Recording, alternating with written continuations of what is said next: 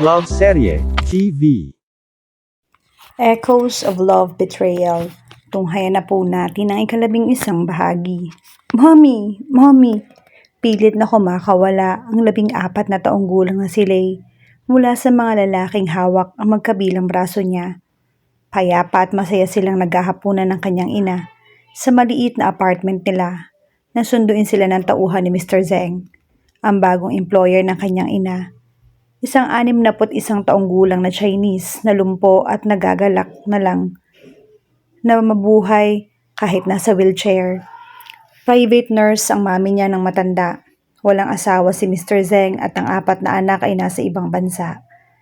Gusto ni Mr. Zeng na mag-stay-in silang mag-ina sa mansyon nito nang i-hire ng matanda ang mami ni Lay. Hindi raw problema kahit kasama pa siya. Magaan ang loob niya sa matanda dahil tuwing isinasama siya ng kanyang ina sa bahay ni Mr. Zeng, ay lagi siya nitong binibigyan ng chocolates at pera. Ang tanging pinagtataka lang niya ay kahit hindi kasama ni Mr. Zeng ang pamilya nito, ay laging maraming tao sa mansyon ng matanda. Ang sabi ng kanyang ina ay mga security escort daw yon ng matandang Chinese dahil sa sobrang yaman nito. Hindi nga lamang niya alam ang dahilan kung bakit hindi pumayag ang kanyang ina na magstay-in sa mansyon para hindi na sila mangupahan pa. Sa pag-uwi ni Lay sa hapon ay sa mansyon siya dumediretso. Lagi na inaanyayahan sila ni Mr. Zeng na maghapunan sa bahay nito dahil wala raw kasabay kumain ng matanda. Pinaunlakan ng mami niya ang ilang imbitasyon ng Mr. Zeng pero kadalasan ay tinatanggihan ng kanyang ina. Subalit nitong mga nakaraang araw, ay napansin niyang balisa ang mami niya at laging tulala. May ilang buwan na itong nagsisilbi kay Mr. Zeng at hindi miminsang nasaksihan niya ang pagdalaw ni Mr. Gil Leviste sa mansyon ng matanda. Isang politiko si Mr. Leviste at kilalang negosyante. Ang alam niya ay isa ito sa mga business partner ni Mr. Zeng ayon sa naririnig niyang pag-uusap ng mga ito. The middle-aged man was obviously interested in her mother. Nahuhuli niya ang mga panakaw nitong tingin sa kanyang ina habang patulak-tulak ng mami niya ang wheelchair ni Mr. Zeng.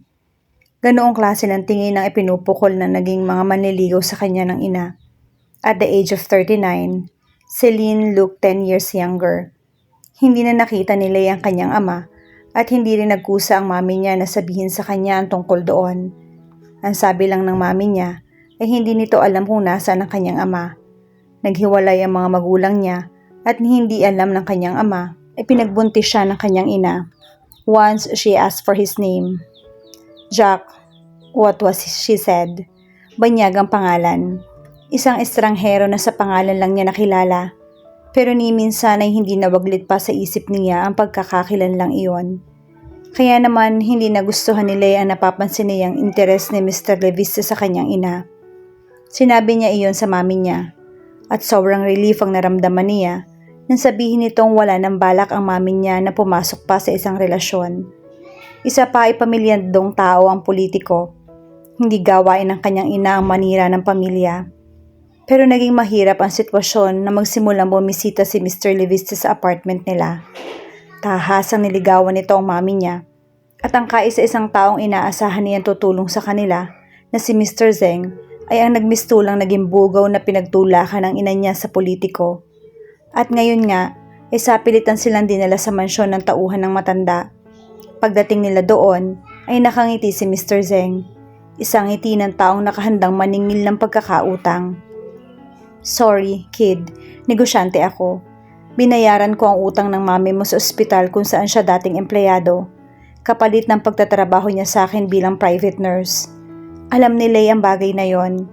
8 taon siya nang madiagnose na mayroon siyang leukemia. Ginawa ng kanyang ina ang lahat para maipagamot siya. Nagkabaon-baon sa utang sa prestihiyosong ospital na pinagtatrabahuhan ito dahil sa kanya. Labas-masok siya roon at na mag-offer ang direktor ng bone marrow transplant para sa kanya ay agad na sinunggaban iyon ng kanyang ina. Ngunit masyadong mahal ang charge. Sa liit ng sweldo ng mami niya, ay bibilang ng 20 taon bago nito mabayaran ang lahat ng gastos.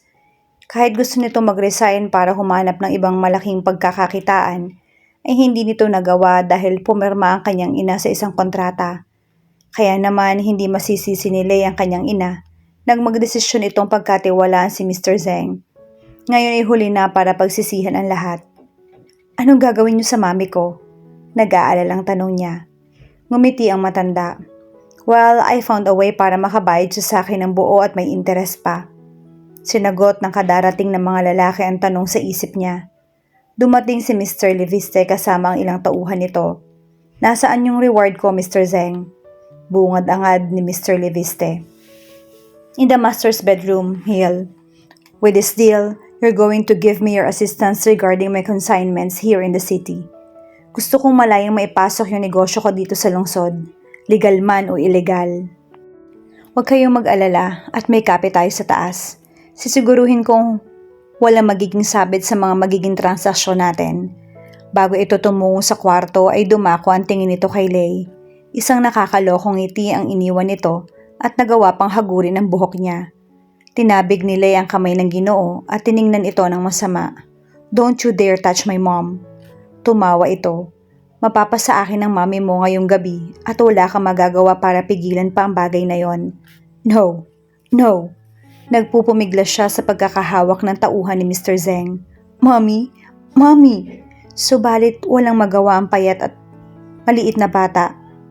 Nang talikuran siya ni Mr. Leviste at pumasok sa kwarto, ay tila huminto ang pag-ikot ng mundo para kay Lei.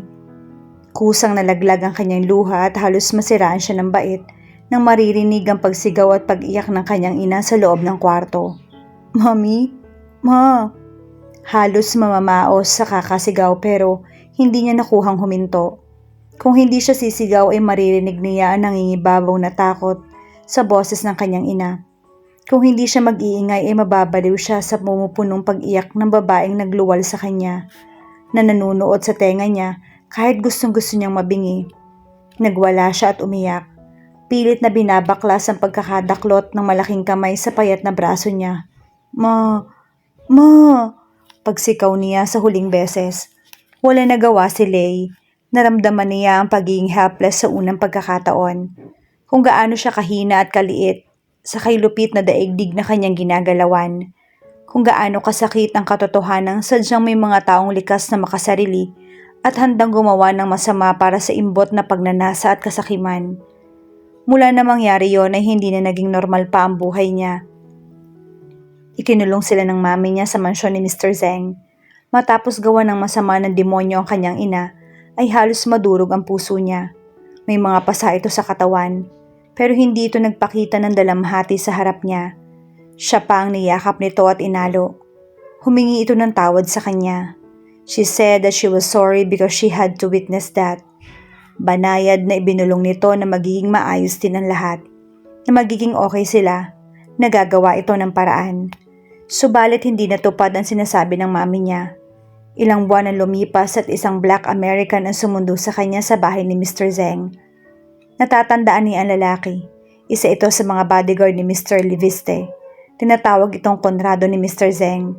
Sa pilitan siyang kinuha ng mga ito. Naiwan ang kanyang mami sa mansyon.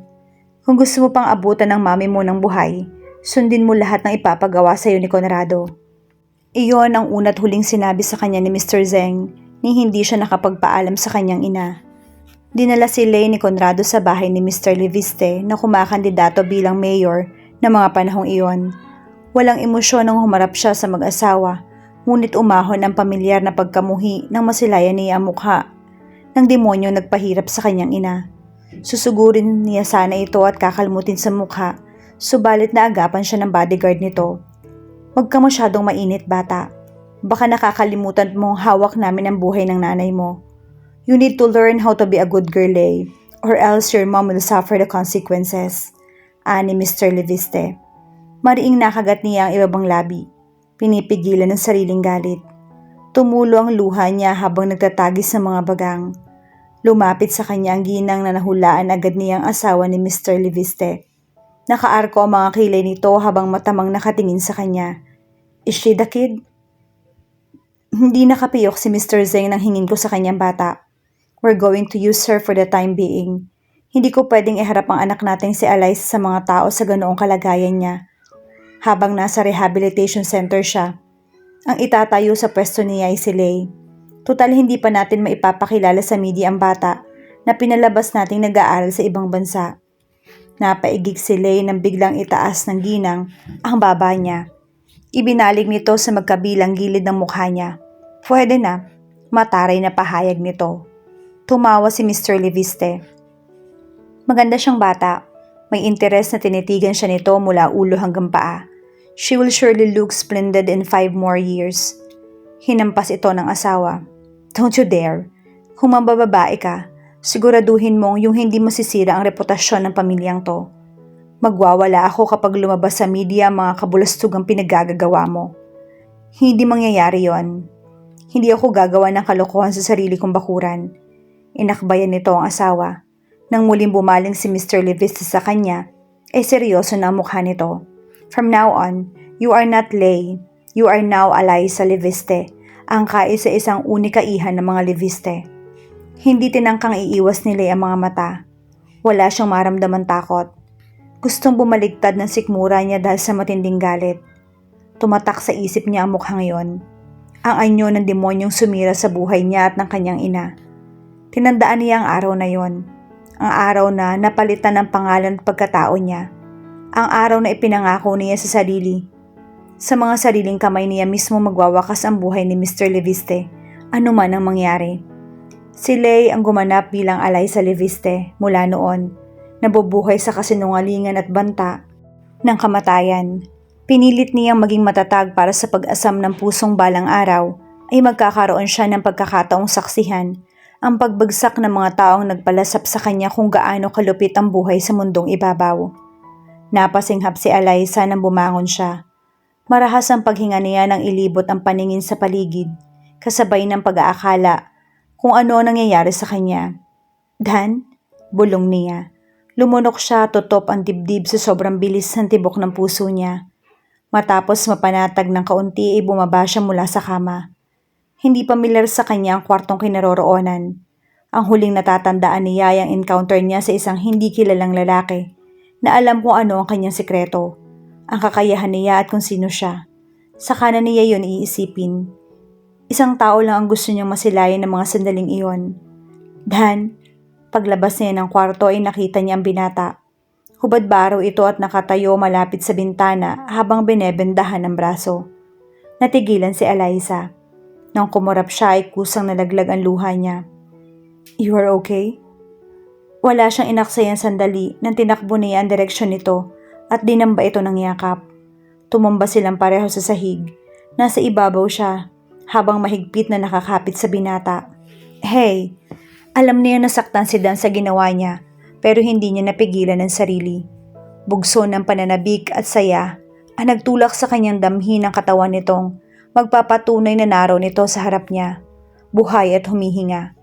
Ang init na nagmumula kay Dan. Ang boses nito, pintig ng puso. Ang lahat-lahat ng detalyeng nagsusumigaw na ito ang lalaking may abuhing mata na kasakasama niya. Akala ko, hindi na tayo magkikita, Dan. Isinandig niya ang mukha sa dibdib nito.